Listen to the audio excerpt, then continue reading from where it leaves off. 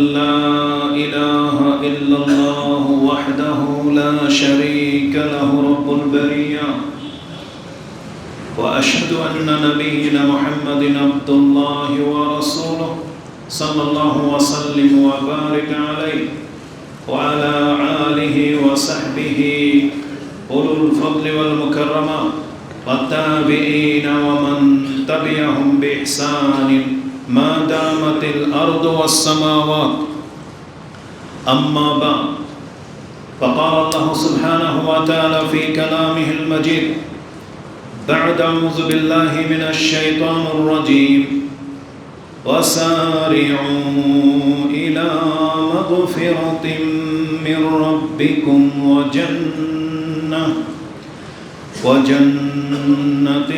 أرضها السماوات والأرض أعدت للمتقين প্রশংসা মাত্র আল্লাহ সুবহানাহু ওয়া তাআলা, যিনি এক ও একক, যার অনুগ্রহে আমরা এই মাসে উপনীত হতে পেরেছি, যিনি আমাদেরকে সুস্থ রেখেছেন, আমাদের জন্য আমাদের পরিবেশকে অনুকূলে করেছেন, আমাদেরকে নিরাপত্তার সাথে তার বন্দেগী করার সুযোগ করে দিয়েছেন। আমরা সেই সত্তার প্রশংসা করি, আলহামদুলিল্লাহ। সালাতু ওয়াস সালাম প্রিয় নবী মুহাম্মদুর রাসূলুল্লাহ সাল্লাল্লাহু আলাইহি ওয়াসাল্লামের প্রতি, যার মাধ্যমে আমরা এই কল্যাণকর দিন পেয়েছি, যার মাধ্যমে আল্লাহ সুবহানাহু ওয়া তাআলা আমাদের বিধানকে অনেক সহজ করেছেন, যার মাধ্যমে বিগত সমস্ত উম্মাহ থেকে আমাদেরকে সম্মানিত করা হয়েছে, যাকে এ রমজান মাস দেওয়া হয়েছে, যার জন্য ইবাদতকে 10 গুণ করা হয়েছে, যার বিধানের মাঝে তাওবার ব্যাপারটাকে সহজ করা হয়েছে।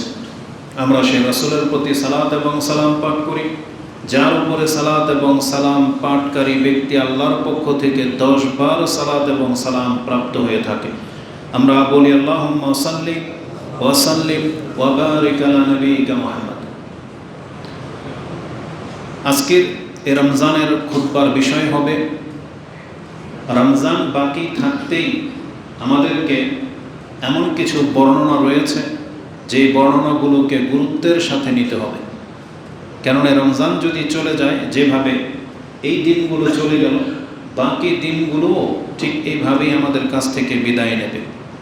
তো এই রমজানের যেই দিনগুলো আল্লাহ সুবহানাহু ওয়া তাআলার পক্ষ থেকে আমাদের জন্য বরকত, রহমত এবং নাজাতের উপায় হয়ে নাজিল হয়েছে, আমরা এই বরকত হাসিল করার জন্য কি কি করছি, এটা হচ্ছে মুখ্য বিষয়, যেই সম্পর্কে সংক্ষিপ্ত পরিসরে একটা পয়েন্ট শুধু আজকে আপনাদের কাছে তুলে ধরা হবে। আমি মনে করি এটা বিবেকবানদের জন্য বা বিচক্ষণদের জন্য খুবই গুরুত্বপূর্ণ একটা পয়েন্ট। যদি অন্তর থেকে এটা আপনি নিতে পারেন, তাহলে সেই ব্যক্তি কখনো রমজান মাসকে হালকা করে নিতে পারে না। রমজানের দিনগুলোকে সে অবশ্যই মূল্যায়ন করবে। কিন্তু আক্ষেপ বা পরিতাপের বিষয় হচ্ছে যে আমাদের নজরে এমন কিছু দৃশ্য বা এমন পরিস্থিতির মুখোমুখি আমরা হচ্ছি, আমাদের মুসলিম নগরী, মুসলিম সমাজ, মুসলিম ব্যক্তিরাই এই রমজান মাসের হরমতকে নষ্ট করে যাচ্ছে। তাদের যে অভ্যাস ছিল শাবান মাসে, রজবে, ওই একই অভ্যাস এ রমজানেও দেখা যাচ্ছে। তার চরিত্রে, তার ব্যক্তিত্বে, তার আমলে কোনো পরিবর্তন ঘটেনি। অথচ আমাদেরকে জানিয়ে দেওয়া হয়েছে ইযা কানা আউয়ালু লাইলাতিন মিন শাহরি রমাদান গুলিকাত আবওয়াবুন নার ওয়া সুলসিলাতিশ শায়াতিন ওয়া মারাদাতুল জিন, যে যখন রমজানের প্রথম রাত পৃথিবীতে এসেছিল, ওই দিন বিতাড়িত শয়তান এবং দুষ্ট জিনদেরকে বন্দী করে নেওয়া হয়েছে। কেন? কারণ বিতাড়িত শয়তান, দুষ্ট জিন, এই শয়তান প্রকৃতির সৃষ্টিটাই মানুষকে আল্লাহ সুবহানাহু ওয়া তাআলার পথে আসতে বাধা দান করে।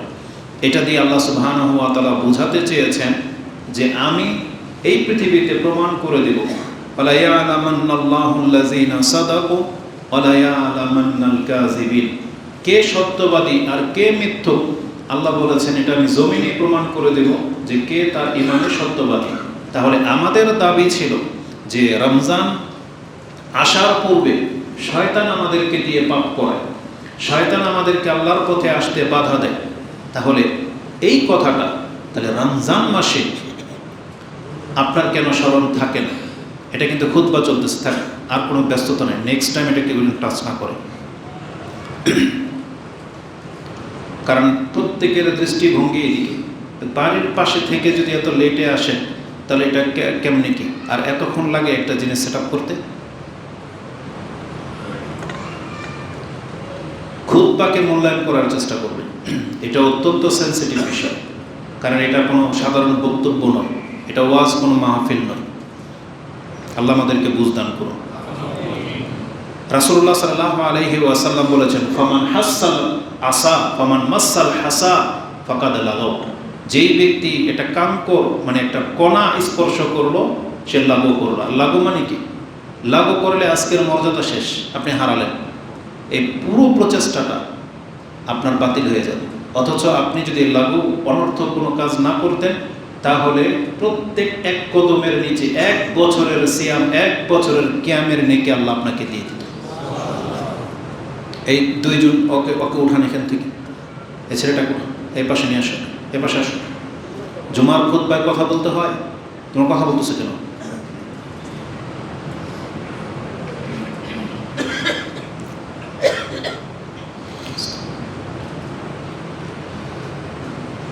রমজান মাস মূলত আমাদের জন্য এসেছে হক মিথ্যা থেকে পৃথক করার জন্য। কারণ আল্লাহ সুবহানাহু ওয়া তাআলা কোরআন নাযিল করেছেন, এই কথাটাই বলেছেন, হুদাল লিন-নাস ওয়া বাইয়িনাতিন মিনাল হুদা ওয়াল ফুরকান। কোরআন দেওয়া হয়েছে মানুষকে হেদায়েতের জন্য, আর এই কোরআন মানুষকে ফুরকান, ফুরকান মানে হচ্ছে সত্য এবং মিথ্যার মাঝে পার্থক্যকারী নির্ণয় করা বস্তু, যেটা সত্য এবং মিথ্যাকে পার্থক্য করা যায়। তাহলে ওটা নাজিল হয়েছিল রমজান মাসে। অতএব এই রমজানে আল্লাহ সুবহানাহু ওয়া তাআলার প্রকৃত বান্দা কারা এটা ছাকা হচ্ছে। চালেন না, আটা চালে না, আমাদের মা বোনরা আটা চালে, চাউল চালে, যেটা চালনি দিয়ে চালা হয়, যেটা ফেলে দেওয়ার সেটা ফেলে দেওয়া হয়, আর যেটা নিয়ে নেওয়ার নিয়ে নেওয়া হয়। আল্লাহ সুবহানাহু ওয়া কিন্তু এই রমজান মাসে তার বান্দাদেরকে নিয়ে নিচ্ছেন, যাদেরকে ফেলে দেওয়ার ফেলে দিচ্ছেন। এটা আপনি প্রক্ষেপ করছেন না, বরং আমাদেরকে যে আল্লাহ সুবহানাহু ওয়া তাআলা বলেছেন যে আমাদেরকে পরীক্ষা করা হবে প্রতি মুহূর্তে, এগুলো কিন্তু পরীক্ষা। এই রমজান একটা পরীক্ষা। এই জন্য যারা এটাকে খুব হালকাভাবে নিয়েছেন, খুব গুরুত্বের সাথে আপনাকে নিতে হবে যে এটা রমজান বাকি থাকতে আপনাকে আমাকে শুধরাতে হবে, আমাদের চরিত্রকে চেঞ্জ করতে হবে। কারণ রমজান এসেছে আমাদের চরিত্রকে পরিবর্তন করার জন্য। কারণ আল্লাহ বলেছিলেন, কুতিবা আলাইকুমুস সিয়াম কামা কুতিবা আলাল্লাযিনা মিন ক্বাবলিকুম লাআল্লাকুম তাত্তাকুন, যাতে তোমরা পরহেজগার হতে পারো। কিন্তু অধিকাংশ মানুষের মাঝে সেই পরিবর্তনটা দেখা যাচ্ছে না। যেমনটা বললাম, একটু সিয়াম রাখে না, উপরন্তু আমরা রাস্তাঘাটে দেখতে পাই চায়ের দোকানগুলা, সিগারেটের দোকানগুলো এখন পর্যন্ত ওপেনই আছে। তারা প্রকাশ্যে এর ভিতরে সিগারেট খাচ্ছে, চা খাচ্ছে। ঘরের মধ্যে এখনও আপনার সেই টিভি অন, যেটা গত মাসেও ছিল। এখনও মোবাইলে আপনি ওই গানই শুনতেছেন, অথচ আপনি মিলে চায়েন না। এটা মোটেও কাম্য নয়, বরং এই রমজান মাসের হরমত, বৈশিষ্ট্য এতটা গুরুত্বপূর্ণ একটা ব্যাপার, এটাকে তুলে ধরতে আমি আপনাকে একটা ফিকহের একটা মাসলা পেশ করব। ফিকহ মানে এটা আপনি মানে সরাসরি দলিল খুঁজে পাবেন না, তবে আলেমদের দৃষ্টিভঙ্গি, দলিলের ভিত্তিতে তারা একটা মাসলা পেশ করেছেন ফিকহের কিতাবে, যে আল্লাহ সুবহানাহু ওয়া তাআলা তো রমজান মাসে সিয়াম রাখা বাধ্যতামূলক করেছেন। দিনের বেলায় সহবাস করা যাবে না, দিনের বেলায় পানাহার করা যাবে না, দিনের বেলায়। তাহলে একজন ব্যক্তি যদি অসুস্থ হয়ে যায়, এটা তার একটা উযর, এটা তার একটা ত্রুটি। সে যদি সফরে চলে যায়, তাহলে মুসাফির হওয়াটা তার একটা ত্রুটি বা একটা কজ, উযর। আল্লাহ বলেছেন, যেই ব্যক্তি সফরে চলে যাবে, যেই ব্যক্তি অসুস্থ হয়ে যাবে, তার জন্য সিয়াম রাখাটা বাধ্যতামূলক নয়, বরং সে অন্য কোনো সময়ে যখন সুস্থ হয়ে যাবে, যখন মুকিম হয়ে যাবে, তখন সেটা পুরা করবে। এখন ফিকহের মাসলাটা হলো, যেই ব্যক্তি সফরে ছিল, আজকে সকাল 10টা বাজে তার বাড়িতে এসে পৌঁছেছে, সে তো এখন তখন মুসাফির ছিল, এখন তার মুসাফির না, সে বাসায় চলে আসছে। তাহলে এই ব্যক্তি তো সিয়াম রাখে নেই, কারণ সে মুসাফির ছিল, এখন মুকিম হয়ে গেছে। তাহলে এই ব্যক্তিকে এখন তার বাসায় সারাদিন খেতে পারবে? সে কি সহবাস করতে পারবে? যেই স্ত্রীর হায়েজ ছিল রমজান মাসে, দিনের বেলায় বন্ধ হয়ে গেছে, এখন সে পাক গোসল করে সালাত আদায় করতেছে, এখন কি তার স্বামী তার সাথে সহবাস করবে? সে কি এখন খাবে? এই যে বিষয়টা, যে বাকি দিনটা সে কি করবে? সুবহানাল্লাহ। ফিকহের মাসলা হচ্ছে, এই মহিলা, এই ব্যক্তি সারাদিন সায়েম ব্যক্তির মতোই কাটাবে, তার জন্য সহবাসও জায়েজ নাই, খাবার পানিও জায়েজ নাই। কারণ তার উপরে দিনের বেলায় সিয়াম রাখাটা বাধ্যতামূলক ছিল, সে অসুস্থ বিদায় পারে না, এখন সুস্থ হয়ে গেছে, তার ওই কারণ নাই।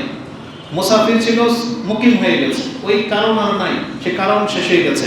তাহলে যেহেতু কারণ নাই, এখন সে আর আমভাবে খেতে পারবে না, আমভাবে যা খুশি তা করতে পারবে না। তাহলে আমি যেটা বোঝাতে চেয়েছি, এটা যদি আমাদের ফিকহের মাসলা হয়ে থাকে, তাহলে যেই ব্যক্তিরা সুস্থ, যেই ব্যক্তিরা মুকিম, বাড়িতে বসে আছে, অথচ দিব্যি তারা পানাহার করতেছে, পশুর মতো জীবনযাপন করতেছে, এদের রেজাল্টটা কি হবে?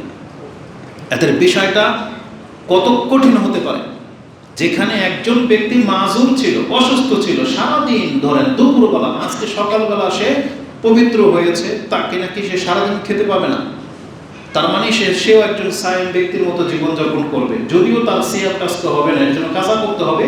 কিন্তু রমজান মাসের হুকুম এমন, রমজান মাসের এতটা মর্যাদা যে আল্লাহ বলেছেন তুমি এখন খেতে পাবে না, তুমিও সায়েম ব্যক্তির মতো সারাদিনটা পার করো। এটা হচ্ছে রমজানের রেসপেক্ট, এটা হচ্ছে আল্লাহর বিধানকে মূল্যায়ন করা, সম্মান করা। কিন্তু আমাদের এই জাতিকে বোঝে যে আল্লাহ সুবহানাহু ওয়া তাআলার ফরজ বিধানের মূল্য কি, এর জবাবটা তার কাছ থেকে কিভাবে নেওয়া হবে।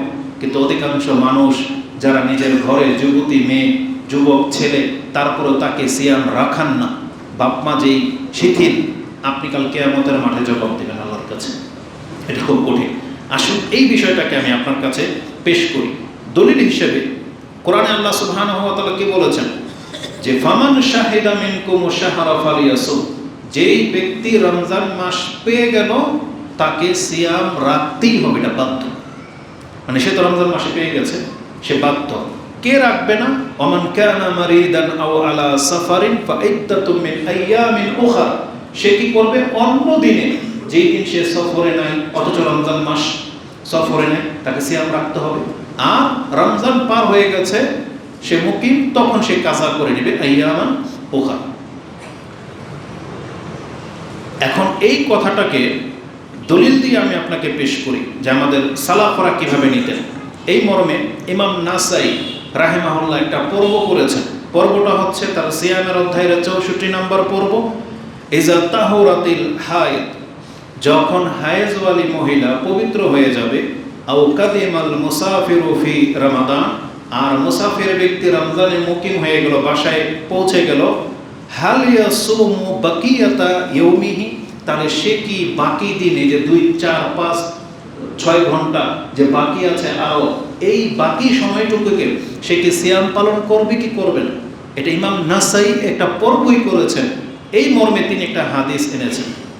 তার মানে তাদের কাছে বাকি দিনটাকে সে সায়েম ব্যক্তির মতো কাটাতে হবে।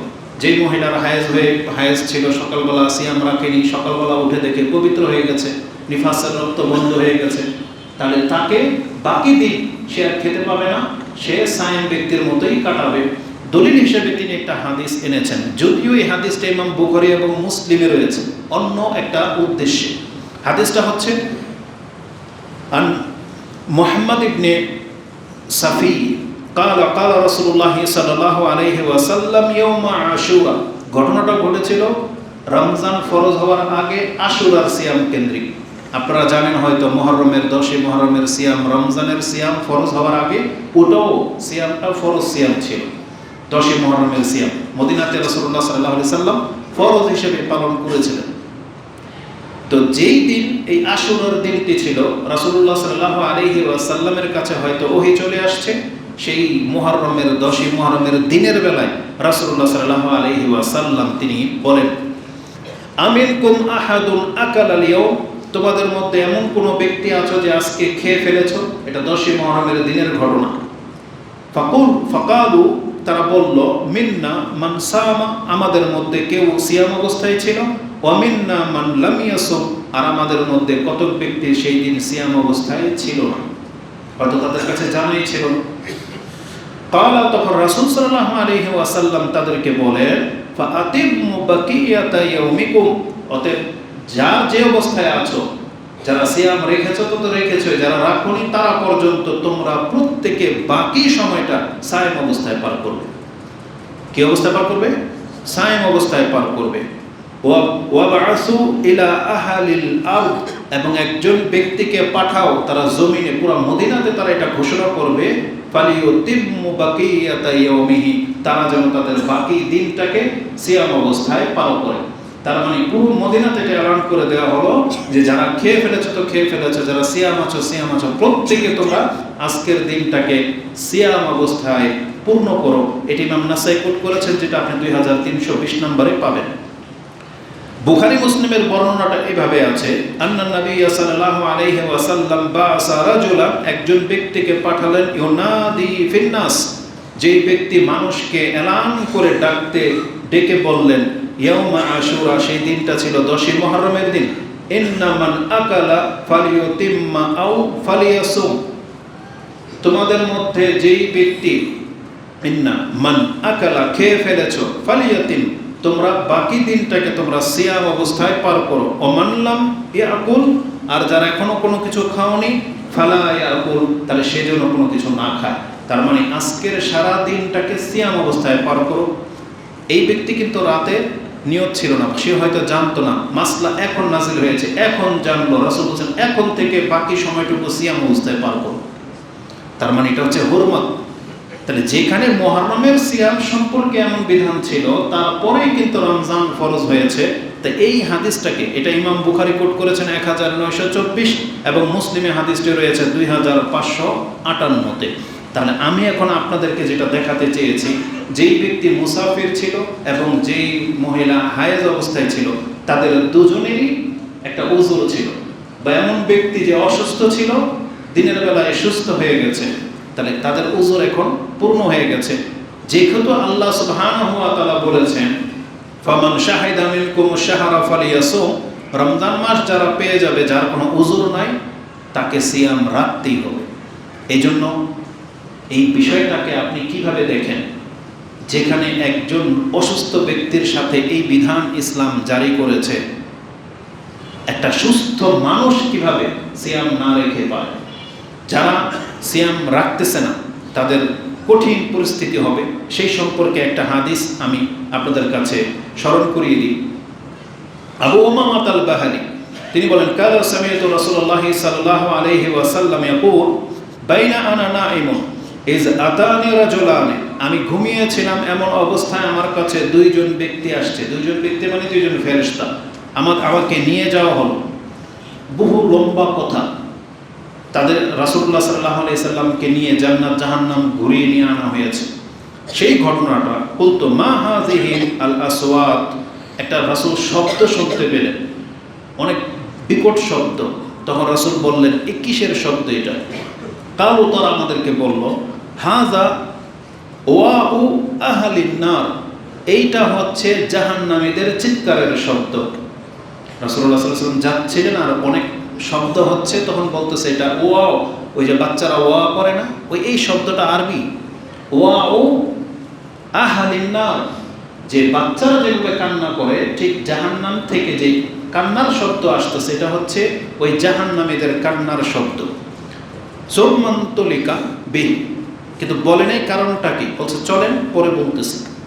ফাইজা আনা বিকাউমিন মুআল্লাকিনা বি আরাকিহিম, তারপরে তিনি বলতেছেন যে আমি আরেকটা কওমের পাশ দিয়ে যাচ্ছিলাম, মুআল্লাকিন, তাদেরকে লটকিয়ে রাখা হয়েছে, বি আরাকিহিম, তাদের এই বক্ষে, অথবা তার মানে যেটাকে উপর দিকে লটকিয়ে রাখা হয়েছে, হ্যাঙ্গিং করে রাখা হয়েছে, মুখের ভিতরে, চাওয়ালের ভিতর থেকে, অথবা এখান থেকে তাদেরকে ঝুলিয়ে রাখা হয়েছে।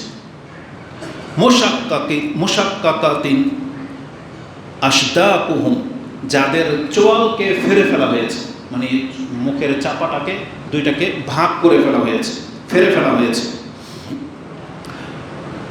তাসিলু আশদাকুহুম দামুন, এবং তাদের সেই ফাটা কাটা জায়গা থেকে রক্ত ঝরতেছে। কুলতু মান হাউলাই, এই যে যাদেরকে লটকিয়ে রাখা হয়েছে এবং চোয়ালকে ফেরে ফেলা হয়েছে, এরা কারা? কালা হাউলা ইল্লাযিনা ইফতিরুনা ক্বাবলা তাহিল্লাতি সাওমিহিম, এরা হচ্ছে সেই ব্যক্তি যারা তাদের সময়ের আগেই ইফতার করে নিত। কারা? সময় হয় নাই, কারণ আল্লাহ কি বলেছেন, সুম্মা আতিম্মুস সিয়ামা ইলাল লাইল, তোমরা সন্ধ্যা মানে সূর্য ডুবে যাওয়া পর্যন্ত তোমরা সিয়াম পালন করো। এই লোকগুলা সেই সময় পর্যন্ত অপেক্ষা করতো না। এখানে যদিও বলা হয়েছে যে তারা ইফতার করে নিত, ইফতার মানে কাকে বোঝায় জানেন? ইফতার মানে হচ্ছে আপনি খিদা অবস্থায়, মানে এখন পর্যন্ত সকাল থেকে এই পর্যন্ত কিছু খান নাই, এখন যে খাবারটা খাবেন এটাকে আরবি ভাষায় ইফতার বলে। ইফতার বলতে শুধু মাগরিবের সময় খেলেই যে ইফতার হবে তা না, মানে একজন সায়েম ব্যক্তি সারাদিন না খাওয়ার পরে প্রথম যে খাদ্যটা খায় আরবি ভাষায় এটাকে ইফতার বলে। তো সকালবেলা উঠে তার এখন খাওয়া হারাম ছিল, নিষেধ ছিল, কিন্তু এই লোকটা তার সময় কখন হালাল? মাগরিবের পরে হচ্ছে হালাল, তার না মানে মাগরিবের আজান হয়ে গেলে তার জন্য হালাল, তার আগে তার জন্য কি হারাম। কিন্তু এই ব্যক্তি কি করতো? তার সেই সময় পর্যন্ত অপেক্ষা করতো না, তার আগেই তারা খেয়ে নিত। তার মানে এটা দুই ব্যক্তির মধ্যে অন্তর্ভুক্ত, যারা হয়তো সময়কে লক্ষ্য করে না, তার আগে ইফতার করে ফেলে। আরেকজন ব্যক্তি হবে যারা সারাদিন খেতে থাকে বা রমজান মাসের দিনের বেলায় খেতে থাকে, তাদের সাথে এই আচরণটা করা হবে, তাদেরকে উপরের দিকে লটকে তার চোয়ালটাকে ফেরে ফেলা হবে। মুসলিম জাতি যদি জানতো এবং বুঝতো তাহলে কোনোদিন এইরকম উদ্যুত্ততা তারা দেখায় না। এই হাদিসটা ইমাম ইবনে খুজাইমাতে রয়েছে 1986, সাহিহ ইবনে হিব্বানে রয়েছে 7491, তারগিব ও তারহিবের মধ্যে নাসিরুদ্দিন আলবানী এটাকে হাসান সহিহ বলেছেন, যেটা আপনি 1005 নম্বরে পেয়ে যাবেন। তা তাদের কেউ কেউ যুক্তি দেখায় যে হুজুর অনেক কাজ, যারা ভ্যান চালায়, রিক্সা চালায়, যারা দিনমজুরের কাজ করে, যারা মুদির দোকানদার, ওই রাস্তাঘাটে ফলের দোকানদার, ড্রাইভিং করে, যারা মানে ওই গাড়ির যানবাহনের লাইনে যারা চাকরি করে, ওয়ার্কশপে যারা কাজ করে, এই নদীর মধ্যে দেখবে নৌকাওয়ালাগুলা, মানে ম্যাক্সিমাম যারা কাজের বাহানায় বলে যে আমরা সিয়াম রাখতে পারি না। আপনি ভুলে গেছেন যে আপনি মুসলিম। এই জায়গাটাতেই তো পরীক্ষা। আল্লাহ সুবহানাহু ওয়া তাআলা যখন কোনো কিছুকে হালাল হারাম বিধান করেন, আল্লাহ তো এটাই বলতে চেয়েছেন যে তোমার সামনে ওই হারাম বিষয়টা একদিন না একদিন আসবে। এখন তুমি সেই হারাম বিষয় থেকে বেঁচে থাকো কিনা, এটাই তো পরীক্ষা। পরীক্ষা কি আর সবসময় হয়? তা রমজান মাস হচ্ছে আমাদের মুসলিমদের জন্য পরীক্ষা। আল্লাহ সুবহানাহু ওয়া তাআলা কেন 1 বছর পরে সেটা দিলেন আমাদেরকে? পরীক্ষা করার জন্য। এই জন্য কাজ এটা আপনার বাহানা হতে পারে না, এটা শরীয়তে কোনো উযর নয়, বরং কাজের কারণে যেই ব্যক্তিরা মনে করেন যে আমি এখন আল্লাহর বিধান থেকে মুক্ত, আপনি ভুলে গেছেন সেই আয়াত, যে আয়াতে আল্লাহ সুবহানাহু ওয়া তাআলা বলেছিলেন ওমা খালাকতুল জিন্না ওয়াল ইনসা ইল্লা লিয়াবুদুন, আমি মানুষ তোমাকে সৃষ্টি করেছি শুধু আমার ইবাদত করার জন্য। তার মানে আল্লাহর ইবাদত করতে আমরা বাধ্য, আর এই ইবাদত শুধু ওই কাজের বাহানায় মুক্ত কোনো একটা মুহূর্ত আসলে আপনার উপর থেকে উঠে যায় না। ইউরোপ আমেরিকার মুসলিমদের মনে করে অনেকে যারা ইসলাম গ্রহণ করেছে বা মুসলিম ঘরের সন্তান, তারা ওই টাইট ফিট গেঞ্জি টাইসের সাথে তারা একটা ওই কি বলে নেকাব স্কার্ফ না স্কার্ফ বেঁধে নিল, অথচ বক্ষ তাদের উন্মুক্ত, গেঞ্জি পরে আছে। সে মনে করে যেটা ভদ্র মহিলা, এটাই মনে হয় তার পর্দা, এটা মুসলিম মহিলা। এইভাবে নাজাত পাওয়া যাবে না। যেই বিধান, ফরজ বিধান মদিনার মুসলিম মহিলাদের জন্য ছিল, ওটা পালন করতে হবে বর্তমান সৌদি আরবের লোকদের, বর্তমানে বাঙালি মহিলাদের, সেটা ইউরোপ আমেরিকায় থাকুক, যেই কোনো অবস্থায় থাকুক, তার উপরে আল্লাহর বিধান করা ফরজ। দেশাচার কোনো কিছু হালাল হয়ে যায় না। যেই পোশাক হারাম সেটা সব দেশে হারাম, যেইভাবে বেপরদা হওয়া হারাম সেটা ইউরোপ আমেরিকায় থাকলেও হারাম। উলঙ্গ পরে আছে, সেখানেও আপনাকে এটা বললে চলবে না যে ও তো উলঙ্গ, আমি তো অন্তত পোশাকটা পরেছি। এটা কোনো মুসলিম মহিলার কথা হইতে পারে না। এই জন্য যে কোনো মৌসুম, যে কোনো পরিস্থিতিতে আমাদেরকে আল্লাহ সুবহানাহু ওয়া তাআলার বিধান পালন করতে আমাদেরকে বাধ্য করা হয়েছে। যেখানে আমরা অপারগ, আল্লাহকে আপনাকে আমাকে ছাড় দেয়নি। আমরা যদি মুসাফির হই, আল্লাহকে আমাদেরকে কসরের ব্যবস্থা দেয়নি। আল্লাহ তো বলেছে যে তুমি অসুস্থ হয়ে গেলে তাহলে ছেড়ে দাও, পরে তুমি কাজা করো, বলেনি। কিন্তু আল্লাহ সুবহানাহু ওয়া তাআলা সালাতের ক্ষেত্রে যেখানে যুদ্ধের ময়দানকে পর্যন্ত আল্লাহ কজ হিসাবে নেয়নি, বলছে রক্ত ঝরবে নামাজ চলবে, রক্ত ঝরবে নামাজ চলবে। তেমনি রমজান মাস চলে আসছে, আপনি সুস্থ, আর কোনো বাহানা চলবে না, আপনার বিকল্প কোনো পথ নাই। এই বিকল্প পথ হচ্ছে ওই ব্যক্তির জন্য যে অপারগ, যেই ব্যক্তি কোনোদিন ক্ষমতা পাবে না সিয়াম রাখার, তার জন্য বিকল্প পথ যে সে ফিদিয়া দেবে বা তার বদলা, সে মরে গেলে অন্য কেউ কাজা করে দিবে। জীবদ্দশায় আপনার কাজা চলবে না, যে আপনার হয়ে কেউ রেখে দিবে কাজা, এটা চলবে না। ততদিন পর্যন্ত ফিদিয়া, আপনি মরে যাবেন, বাকি থেকে যাবে, সেটাকে অন্য কেউ কাজা করে দেবে। কিন্তু এর বিকল্প পথ সুস্থ ব্যক্তির জন্য হবে না। আপনি বলতেছেন আপনি কাজের কারণে রাখতে পারেন না, এটা মোটেও কাম্য নয়। বরং আল্লাহ সুবহানাহু ওয়া তাআলা বলেছেন, ওয়াবুদু রাব্বাকা হাত্তা ইয়াতিয়াকাল ইয়াকিন, তোমার মৃত্যু উপস্থিত হওয়া পর্যন্ত তুমি আল্লাহর বিধান পালন করতে বাধ্য। যে আয়াতগুলো আপনি পর্যায়ক্রমে সূরা আয-যারিয়াত 51 নম্বর, সূরা 56 এবং সূরা আল হিজরের 99 নম্বর আয়াতে পেয়ে যাবেন। আল্লাহ সুবহানাহু ওয়া তাআলা এই জন্য কোরআনে উল্লেখ করে দিয়েছেন, ইয়া ইবাদিয়াল্লাযীনা আমানু, হে আমার বান্দারা যারা আমার প্রতি ঈমান এনেছো, ইন্না আরদি ওয়াসিয়া, আমার জমিন হচ্ছে প্রশস্ত। আশ্চর্য হয়ে যাবেন যে এই জমিন প্রশস্ত কথাটা আল্লাহ তার ইবাদতের সাথে যুক্ত করে দিয়েছেন। ইন্না আরদি ওয়াসিয়া, আমার জমিন প্রশস্ত, ফাইয়ায়া ফা'বুদুন, অতএব তুমি আমারই ইবাদত করো। কেন বলেছেন আল্লাহ? তার মানে আল্লাহর ইবাদত করতে হবে, এটা হচ্ছে মূল।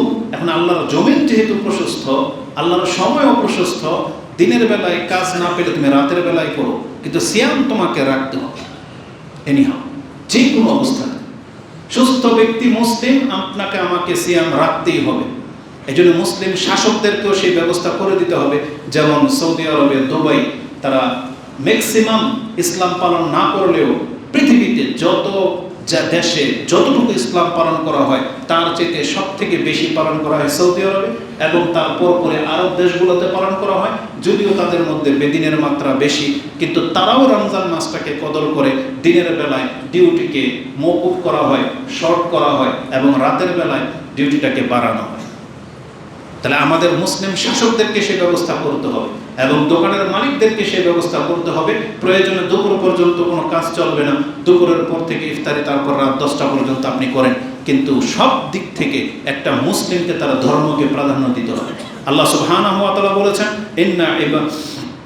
ইয়া ইবাদিয়াল্লাযীনা আমানু ইন্না আরদি ওয়াসিয়া ফাইয়ায়া ফা'বুদুন। আর এই আয়াতটা প্রত্যেক ওই ব্যক্তির জন্য যারা হারাম দেশে রয়েছেন, মানে কুফফারদের দেশে হারাম কর্মে লিপ্ত, এমনকি মুসলিম দেশে থেকেও যারা বিভিন্ন সুদি, বিভিন্ন হারাম প্রোডাক্ট কোম্পানির সাথে লেগে আছেন, আপনার জন্য এই আয়াত। যারা হারাম কাজ ছাড়তে পারেন না, ব্যবসা ছাড়তে পারেন না, আল্লাহ আপনাকে বলেছেন ইন্না আরদি ওয়াসিয়া, আল্লাহর জমিন কিন্তু প্রশস্ত। তুমি খোঁজো, তোমার রিজিক অন্য কোথাও সন্ধান তুমি পাবে, তবে হারাম থেকে বাঁচো। ফাইয়ায়া ফা'বুদুন, তোমার মূল কাজ হচ্ছে তুমি আমার ইবাদত করবে। যে মালিক তোমাকে সালাত আদায় করতে দেয় না, দাঁড়িয়ে রাখতে দেয় না, ছেড়ে দাও তাকে। যেখানে তোমার এই ফ্যাসিলিটিটা আছে তুমি সেখানে চলে যাও। বেতন হয়তো অনেক জায়গায় কম হবে, কিন্তু আল্লাহ আপনার এই বেতনে অন্যভাবে কিভাবে যে রিজিক দেবে সেটা আল্লাহর উপরে ছেড়ে দেন। আল্লাহ কি বলেছেন? ওমাইয়াত্তাকিল্লাহ ইয়াজআল লাহু মাখরাজা ওয়া ইয়ারযুকুহু মিন হাইসু লা ইয়াহতাসিব, যেটা আপনি সূরা তালাকের মধ্যে 3-4 নম্বর এই আয়াতগুলোতে পেয়ে যাবেন। যে আল্লাহ বলেছেন, যারা আল্লাহকে ভয় করে এবং হারাম থেকে বেঁচে থাকবে, আমি আল্লাহ তার রিজিকের দ্বার কোন দিক থেকে খুলে দেব এটারও হবে না। আল্লাহ বলছেন আমি তার রিজিকের ব্যবস্থা করে দেব। এই জন্য আল্লাহ সুবহানাহু ওয়া তাআলার বিধানের উপরে আমাদেরকে বিশ্বাস রাখতে হবে। আমরা মুসলিমরা যদি আল্লাহ সুবহানাহু ওয়া তাআলার বিধানকে মূল্যায়ন না করি, তাহলে পৃথিবীর সমস্ত কাফের মুশরিকরা তো আল্লাহর কাছ থেকে মুখ ফিরিয়ে নিয়েছে। তাহলে আমি আর আপনি আল্লাহর বান্দা হয়ে আমাদের কি লাভ হলো? যেই সন্তান বাপমার কোনো খোঁজ নেয় না, ও বাপমাকে অস্বীকার করেছে, আর আপনি আর আমি সে বাপমাকে স্বীকার করে যদি সেই বাপমার খেদমত না করি, সে বাপমার মর্যাদা রক্ষা করে না চলি, তাহলে ওই সন্তান আর এই সন্তানের মধ্যে কি পার্থক্য রইল? তা আল্লাহ সুবহানাহু ওয়া তাআলাকে পৃথিবীর সমস্ত মানুষ অস্বীকার করেছে, আমরা মুসলিমরা স্বীকার করে নিয়েছি, তাহলে আমরা যদি আল্লাহর বিধানকে পালন না করি আর কারা পালন করবে? এজন্য আমাদেরকে আল্লাহ সুবহানাহু ওয়া তাআলার কাছে তৌফিক কামনা করতে হবে। এ রমজান থাকতেই আমাদেরকে মূল্যায়ন করতে হবে। আল্লাহ সুবহানাহু ওয়া তাআলা, আমরা আপনার কাছে দোয়া করি, আল্লাহর কাছে প্রত্যেকে দোয়া করি, আল্লাহুম্মা আইন্না আলা যিকরিকা ওয়া শুকরিকা ওয়া হুসনি ইবাদাতিকা। আল্লাহ, আমি তোমার কাছে সাহায্য চাচ্ছি, তুমি আমাকে সাহায্য করো যাতে করে আমি তোমার শুকরগুজার বান্দা হতে পারি, যাতে করে আমি তোমার জিকিরকারী বান্দা হতে পারি এবং আমি তোমার উত্তম ইবাদতকারী ব্যক্তি হতে পারি। আপনি প্রতিনিয়ত রাসূলুল্লাহ সাল্লাল্লাহু আলাইহি ওয়াসাল্লাম মুআয বিন জাবালকে কথা বলেছিলেন, লা তাদাআন্না ফি দুবুরি কুল্লি সালাতিন তাকুল, এমন কোন নামাজ যেন তোমার জীবনে না আসে যেই নামাজের শেষে তুমি আল্লাহর কাছে অন্তত এই কথাটা না বলবা। সেটা কি? আল্লাহুম্মা আইন্নি আলা যিকরিকা ওয়া শুকরিকা ওয়া হুসনি ইবাদাতিকা। আপনি সেটা সালাম ফেরানোর আগেও বলতে পারেন অথবা আপনি সেটা সালাম ফেরানোর পরেও বলতে পারেন, কারণ নামাজের শেষে আপনার এটা থাকলেই হলো। এতটা গুরুত্বপূর্ণ ব্যাপার। আল্লাহ সুবহানাহু ওয়া তাআলা আমাদেরকে তৌফিক দান করুন, আমিন। এই মাসের আরেকটি বৈশিষ্ট্য ছিল, এ মাসের প্রতিটা দিন একজন মালায়েকা আল্লাহর পক্ষ থেকে আহ্বান করে ডাকে। এটাও আপনাদেরকে শোনানো হয়েছে যে রমজান মাস যেমন বরকতের মাস হয়ে আসে, যদিও ফেরেশতার সেই ডাকটা আমরা আমাদের কানে শুনতে পাইনি, কিন্তু এমন একজন ব্যক্তি সংবাদটা দিয়েছে যেটা আপনি আর আমি অবিশ্বাস করার কোনো অপশনই নেই। সেটা হচ্ছে রাসূলুল্লাহ সাল্লাল্লাহু আলাইহি ওয়াসাল্লাম। যেভাবে আল্লাহকে আমরা না দেখে বিশ্বাস করেছি, কার কথার ভিত্তিতে? মুহাম্মদ সাল্লাল্লাহু আলাইহি ওয়াসাল্লামের কথার ভিত্তিতে। ঠিক তিনি আমাদেরকে বলেছেন যে রমজান মাস যখন আসে তখন আল্লাহর পক্ষ থেকে দুইজন ফেরেশতা নিযুক্ত থাকে, এই বলে তারা বলে, ইয়া বাগিয়াল খায়র আকবিল ওয়া ইয়া বাগিয়াশ শার আকসির, যে হে কল্যাণকামীরা তোমরা আগে বাড়ো আর হে অকল্যাণকামী তুমি থেমে যাও, যাদের দ্বারা পাপ হয় তুমি থেমে যাও। এই হাদিসটা ইমাম তিরমিজি কোট করেছেন 682-তে এবং ইবনে মাজাতে 1642-এ রয়েছে। এই হাদিসের অপর আরেকটি ভাষা হলো ইউনাদি, তারা ডেকে বলে, মুনাদিন কুল্লা লাইলাতিন, প্রত্যেক রাতে, ইয়া তালিবাল খায়র, হে কল্যাণকামী, যে ব্যক্তি নিজের জন্য কল্যাণ প্রত্যাশা করে, হালুম্মু, আগে বাড়ো, ওয়া ইয়া তালিবাশ শার, আর যার অন্তরে সবসময় খারাপ কিছুর চিন্তা জেগে থাকে, আমসিক, তুমি তোমার চিন্তাটাকে থামিয়ে ফেলো। তার মানে আজকে সারাদিন যদি আপনি এভাবে 24 ঘন্টা প্র্যাকটিস করেন, যার কোনো শাহওয়াত ছিল, নেশার চাহিদা ছিল, মহিলা সংক্রান্ত ব্যাপার ছিল, গালাগালির ব্যাপার ছিল, মারধর লুটতারাজের ব্যাপার ছিল, তাকে কি বলা হয়েছে? ফেরেশতারা বলে, আমসিক, তুমি তোমার নফসটাকে একটু আটকে ধরো, লাগাম পরিয়ে দাও। তার মানে একটা মাস যখন কোনো ব্যক্তি এইভাবে নিজেকে কন্ট্রোলে নিয়ে আসবে, তাহলে আল্লাহ সুবহানাহু ওয়া তাআলা এটাই বলেছেন, লাআল্লাকুম তাত্তাকুন, যাতে করে তোমরা মুত্তাকি ব্যক্তি হইতে পারো। আজকে রমজান মাসের একটা মাস যদি প্রত্যেকটা মুসাল্লি 5 ওয়াক্ত নামাজকে কদর করতেন, আজান হওয়ার আগেই যদি মসজিদে উপস্থিত হতে পারতেন, আপনি প্র্যাকটিস করে দেখেন এই একটা মাস, দেখেন তারপরের মাসটা আপনার জীবনটা কতটা পরিবর্তন ঘটে। কিন্তু আমাদের কোন ব্যক্তি এমন আছে যে নিজেকে পরিবর্তন করার জন্য এই রমজান মাসে উপনীত হয়েছে, নিয়ত করেছে যে আমি শুধরাবো, নিয়ত করেছেন যে আমি এই রমজানে আমার পাপগুলোকে মাফ করাবো, নিয়ত করেছেন যে আমি এই রমজান থেকে আর আমার অতীতে ফিরে যাব না। কারণ আল্লাহ সুবহানাহু ওয়া তাআলা তো ওই ব্যক্তির জন্যই খুশি হন যেই ব্যক্তি তওবা করে আল্লাহর রাস্তায় ফিরে আসে আর পুনরায় সেই দিকে ফিরে যায় না। রাসূলুল্লাহ সাল্লাল্লাহু আলাইহি সাল্লাম কে বলেছেন, সালাসাতুন, 3 ব্যক্তি, ওয়াজাদা হালাওয়াতাল ঈমান, যেই ব্যক্তি ঈমানের স্বাদ পাবে, রাজুলুন আইয়াকরাহ আইয়াউদা ফিল কুফর কামা ইয়াকরাহ আই ইউফযাফা ফিন নার, একজন ব্যক্তি আগুনে পতিত হওয়াটাকে যেভাবে ঘৃণা করে, সেই ব্যক্তি আবার কুফরি আল্লাহর নাফরমানির দিকে ফিরে যাওয়াটাকে ঠিক ওই রকমেরই ঘৃণা করবে। যে যেই সিগারেট আমি ছেড়ে দিলাম রমজান মাসে, দ্বিতীয়বার এটা আমার মুখে উঠবে না। যেই সুদ খাওয়া ছেড়ে দিয়েছেন রমজান মাসে, এটা দ্বিতীয়বার এই দিকে আমার হাত বাড়াবে না। যেই সমস্ত নারী সংক্রান্ত বিষয়গুলো আছে আমি ছেড়ে দিয়েছি রমজান মাসে, দ্বিতীয়বার আমি এই পথে হাঁটবো না। যেই বেনামাজি ছিলাম আমি রমজান মাসে নামাজি হয়েছি, কোনোদিন আর মসজিদের পথ ছাড়বো না। এটা না হইতে হবে, এটাই তো আল্লাহ সুবহানাহু ওয়া তাআলা চেয়েছেন। তো রাসূল সাল্লাল্লাহু আলাইহি সাল্লাম বলেছেন, যেই ব্যক্তির অন্তরটা এমন, এই ব্যক্তি ঈমানের স্বাদ পাবে। কিন্তু আমাদের ঈমানের স্বাদ কোথায়? আমরা এর মজা পাই না। সাহাবায়ে কেরামরা পেয়েছিলেন। তাবিনরা পেয়েছিলেন, তাবিরা পেয়েছিলেন, কিন্তু দিন দিন সেই স্বাদ আমাদের কাছ থেকে উঠে গেছে। আমাদের মধ্যে ওই স্বাদ জেগে গেছে যেই স্বাদ কাফেররা পাচ্ছে। অথচ আল্লাহ সুবহানাহু ওয়া তাআলা আমাদেরকে দুনিয়ার এই স্বাদ নিতে নিষেধ করেছিলেন যে কিছু কাল তুমি ধৈর্য ধারণ করে থাকো, তোমার জন্য আমি চিরস্থায়ী এমন একটা জান্নাতের ব্যবস্থা করে রেখেছি যেখানে না শব্দটা নাই। কিভাবে বোঝায় আপনাকে? যেখানে না শব্দটা নাই, মানে দ্বিতীয়বার আল্লাহ সেই অপশনটা আমাদের জন্য রাখেন নাই। যে আমাদের পিতাকে শুধু বলা হয়েছিল লা তাকরাবা হাযিহি শাজারা, লা একটা শুধু আদেশ করেছিলেন যে তুমি গাছের নিকটে শুধু যেও না। আল্লাহ তার সন্তানদের জন্য এর না মানে লা শব্দটাই জান্নাতে রাখে নাই, বরং বলা হবে তোমার অন্তর যা চাবে বান্দা তুমি তাই করবে, এটা হচ্ছে জান্নাত।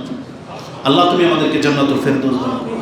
আল্লাহুম্মা ইন্না নাসআলুকাল জান্নাতুল ফেরদৌস ওয়া মা কাররাবা ইলাইহা মিন কাওলিন ওয়া আমাল। আল্লাহুম্মা তাকাব্বাল মিন্না ইন্নাকা আনতাস সামিউল আলিম ওয়া তুব আলাইনা ইন্নাকা আনতাত তাওয়াবুর রাহিম। আল্লাহ সুবহানাহু ওয়া তাআলা আমাদেরকে তিনি জানিয়েছেন যে একজন ব্যক্তিকে শুধরানোর জন্য আল্লাহর পক্ষ থেকে এই সমস্ত ব্যবস্থাগুলো করা হয়েছে। শয়তানকে বন্দী করে দেওয়া হয়েছে, একটা সুসংবাদদাতা নিযুক্ত করা হয়েছে যে যারা অসার প্রকৃতির তুমি থামো, নিজেকে থামো। এই হাদিসটি আপনি নাসাইতে 2108 নম্বরে পেয়ে যাবেন। আল্লাহ সুবহানাহু ওয়া তাআলা আমাদেরকে বলেছেন আমাদের উচিত তওবা করে নেওয়া, আমাদের উচিত সেই শাস্তির মুখোমুখি হওয়ার আগেই আমরা যেন আল্লাহর পথ ধরে নিতে পারি। যদি আল্লাহ সুবহানাহু ওয়া তাআলার শাস্তি কাউকে পাকড়াও করে নেয়, সেজন্য আল্লাহকে দোষারোপ করতে না পারে। এজন্য কোরআনে আল্লাহ সুবহানাহু ওয়া তাআলা অনেক উত্তম চমৎকার ভঙ্গিমায় আমাদেরকে বুঝিয়েছেন, বারবার বুঝিয়েছেন। তার একটি আয়াত এইরকম, যেটা আপনি সূরা জুমারে পেয়ে যাবেন, ওয়াত্তাবিউ আহসানা মা উনজিলা ইলাইকুম মির রাব্বিকুম। তোমাদের রবের পক্ষ থেকে যা নাজিল করা হয়েছে সেই উত্তম বিষয়গুলোকে তুমি ফলো করো, সেই উত্তম বিষয়ের পথটাকে তুমি গ্রহণ করো। তুমি এই দুনিয়ার এই সমস্ত খোরাফাত, বেদাতি, এই সমস্ত মানে নষ্ট লোকদের জীবনযাপন তুমি গ্রহণ করো না। আল্লাহ যে উত্তম বিধান দিয়েছে তোমরা সেটাকে গ্রহণ করো। মির রাব্বিকুম মিন ক্বাবলি আইয়াতিয়াকুম, তোমাদের কাছে আসার আগে, আল আযাবু বাগতাতান, হঠাৎ করে আল্লাহর পক্ষ থেকে আযাব আসার আগেই তোমরা আল্লাহর সেই পথকে ধরে নাও। ওয়া আনতুম লা তাশউরুন, আর তোমরা টেরও পাবে না যে হঠাৎ করে আযাবটা চলে আসবে। বারবার আমাদেরকে ইঙ্গিত দেওয়া হচ্ছে, গত কয়েকদিন আগেও নাকি ভূমিকম্প হয়েছে। তার মানে বিভিন্ন দেশে ভূমিকম্প হচ্ছে, আর অধিকাংশগুলো মুসলিমদের দেশেই বেশি দেখা যায়। ইন্দোনেশিয়ান, আফগানিস্তান, ওই মালয়েশিয়ায়। আমরা কিন্তু তার থেকে পৃথক নই, কারণ আল্লাহ সুবহানাহু ওয়া তাআলা যখন কোনো মুসলিমদেরকে আযাব দেয়, মূলত তাদের পাপের কারণে আযাব দেয়। এটাকে আল্লাহ টোকা বলেছেন, যাতে করে কঠিন শাস্তি পাওয়ার আগেই যেন তারা ফিরে আসে, যেটা আপনি সূরা সাজদার মধ্যে পেয়ে যাবেন, ওয়ালা নুযীকান্নাহু মিনাল আযাবিল আদনা দুনাল আযাবিল আকবার লাআল্লাহুম ইয়ারজিউন। আল্লাহ বলেছেন আমি মুসলিমকে, আমার বান্দাদেরকে ছোটখাটো বিপদ, আযাব টোকা দিয়ে থাকি যাতে করে শুধরে যাক ওই বড় গর্তে পতিত হওয়ার আগেই। যে মাঝে মাঝে ভিডিও ক্লিপ দেখা যায় যে অনেকটা পাখি বা কুকুর বা প্রাণী একটা মানুষকে বাধা দিয়ে দিয়েছে, সে থেমে গেছে, সামনে